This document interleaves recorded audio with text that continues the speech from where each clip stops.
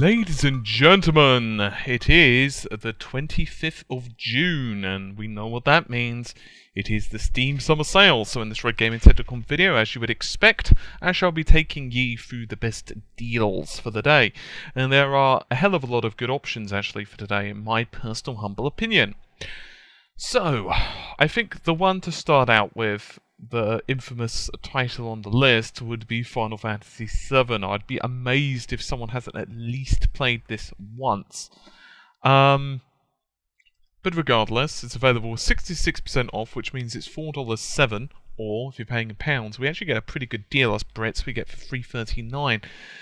I don't really think I need to explain the title too much. It's the classic Japanese RPG formula. It does have a couple of cliche moments in terms of the storyline, but I absolutely love the characters in this. There are, in hindsight, some stuff that I wish they'd have done. For example, apparently, actually I won't say that because I don't want to spoil the storyline, but suffice to say, all the gameplay elements are there. The only problem with this game is you're going to be swallowing up a lot of your life. The graphics have aged quite a bit, if I'm totally honest, and you might find occasionally that the gameplay does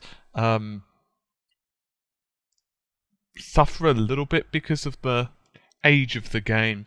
But one issue with this is that quite a few people have complained that you need to log in with Square Enix account and Facebook to play the title. So what I'd suggest is that you do a bit of research before you rush out and buy it. The game is absolutely fantastic, and I would highly recommend the title, but if you're bothered by something like that, it could maybe be a deal breaker. Anyway, next game on the list, and another pretty classical game right now, is Bioshock Infinite. 75% on this one, which means it's $7.49, which is a pretty good price. Or you can pick it up for $4.99 in pounds. So the idea here is that in classic Bioshock style, there is of course a twist twists throughout the storyline, and gameplay here is probably ironically enough, the weakest part of the game. The actual story is really good. The characterization of both Elizabeth and Booker, the main characters in the game, the protagonists, is very, very impressive indeed, and full marks there. The storyline, the voice acting, all of that is really good. It's just sometimes the gameplay elements, you feel that the shooting, it almost gets in the way of the narration, and the shooting is not necessarily the most exciting in an FPS, which is a bit of a shame. I don't think it was quite as good as, say, for example, the original Bioshock. It's not to say that it's bad. I think the combat's reasonable. It's just, in my opinion anyway, not quite up there. But other than that, the game is absolutely fantastic, and I would encourage you to pick it up. Now we have Company of Heroes 2. It's available for $9.99. That would be the dollar price, or $7.49 if you're paying in pounds. I will be honest, I haven't played this title personally, but it is of course the sequel to the original Company of Heroes, which was pretty infamous on the PC. It was one of the most highly regarded RTSs of its time, and this game, from what I'm reading, is still pretty damn excellent. It has a great Metacritic score, and if you're hungry for an RTS and you're wondering what to sink your teeth into next, then certainly Company of Heroes is probably gonna just about fill any need that you require. Obviously, it's not quite something like, oh, let's go Age of Empires in terms of scale, but on the other hand, it is an excellent game in its own right, and if you're just focused purely on RTS, then this is certainly going to serve you pretty well. Next one is Batman Arkham Origins, so it's available for $7.49. By the way, you've also got Game of the Year edition for Arkham City and Arkham Asylum, all of them on sale, and in addition to that, it's available $7.49 in dollars, or if you're paying in pounds, it's $5.74, which is a bit of an odd price, but nevertheless. So this title was actually made without Rocksteady involved, and I'm not saying that the title suffers massively because of it, but I don't think it was quite as strong as the previous two titles. It feels like it's reusing a lot of the same formula, but just not quite as polished. It's not a bad game. I have covered it briefly on the channel, and I'd recommend you check it out if you need more information. I also really like the original Arkham City and Asylum, and I would recommend those as well. I'm not saying it's a bad game, I just don't think it's quite up there with the previous two. Arkham Asylum, in my opinion, was definitely the best. I just absolutely loved the setting. I think it was the setting more than the gameplay that got me. I just absolutely loved everything about that title. Next one, Kerbal Space Program. I don't know too much about this one, if I'm totally honest. It's 40% off, which isn't the greatest deal ever, but for $16.19, that's dollars, or if you're paying in pounds, it's $11.99. It's not a bad price. Fortunately, there is a demo, so what I'd recommend, rather than telling you Metacritics or review scores, that type of thing, just check it out. The basic idea here is, of course, that you are creating your own space exploration program, and so it is actually kind of a cool idea. It's an early access game, so try out the demo, see what you think, and go from there. Child of Light, $11.24, that's dollars, or in pound prices, you're looking at, what are you looking at, $8.99. Child of Light also has a demo available. It's actually a fairly recent release, so 25% off. It looks pretty awesome. I haven't actually played this one either.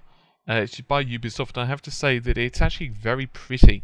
It has that very interesting 2D style. There's a demo of it available, so rather than wasting your time, I'd recommend you just check it out. Endless Space is next. Available $7.49, or pounds, you're looking at, what are you looking at, $6.24. I've played this briefly, and it is yet another space colonization type of affair, like an RTS war. You get the general gist of it. It is actually a pretty cool game. I quite liked it personally. It's made by the Unity engines, just so you're aware. There are a couple of other titles that I personally preferred. For example, Sins of a Solar Empire Rebellion I thought was a little bit better. This title, on the other hand, is pretty awesome looking in terms of aesthetics. It's maybe not quite as cheap as you'd expect, given the age, but it's a solid title nevertheless. Check it out. I think I've also covered it on the channel. I'd recommend checking it out if you're interested in space RTSs. There's actually quite a nice selection of space games, both Kerbal and Endless Space. For today, Counter-Strike Global Offensive. So it's 50% off, which isn't actually the cheapest I've seen this. I think I've seen this maybe 66% off.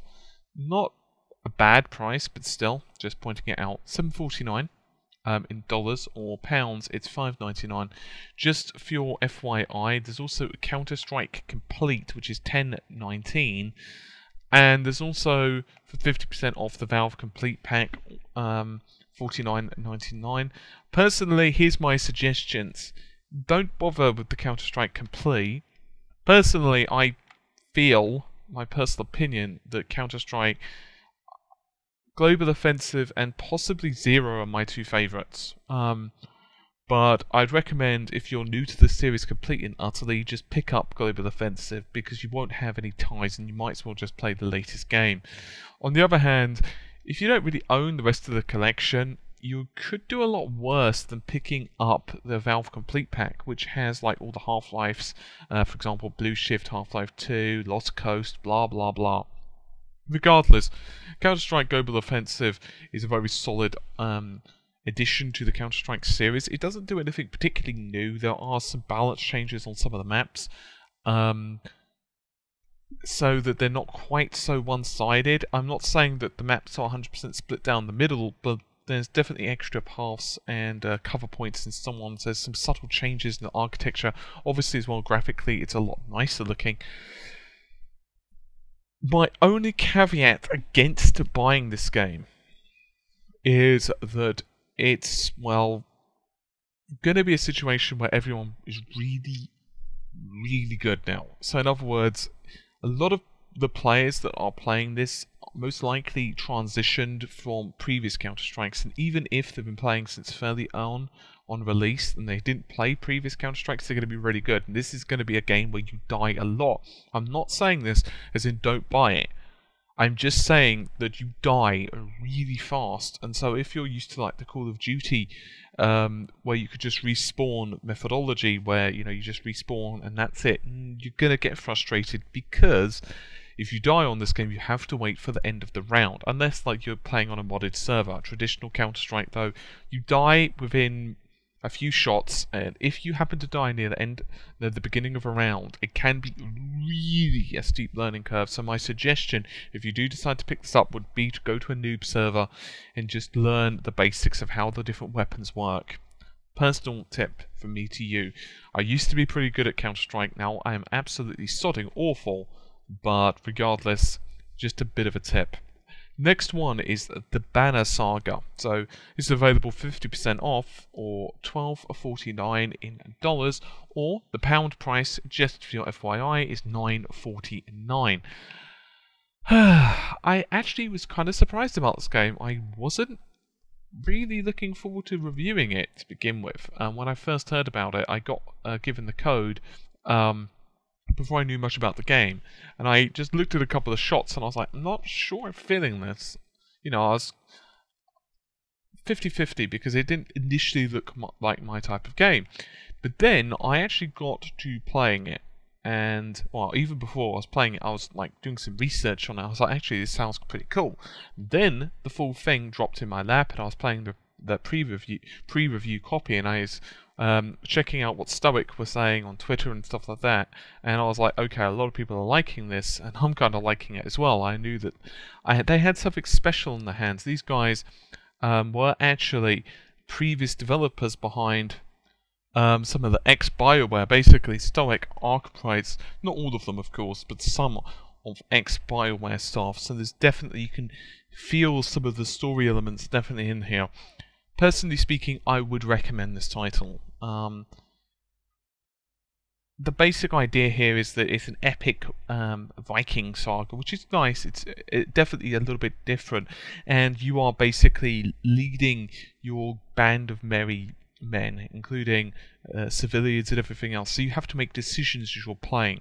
So those decisions can have effects on troop morale, they can have effects on weaponry, supplies, and God knows what else. I actually really like this game, and it actually reminds me that I need to complete it by myself at some point.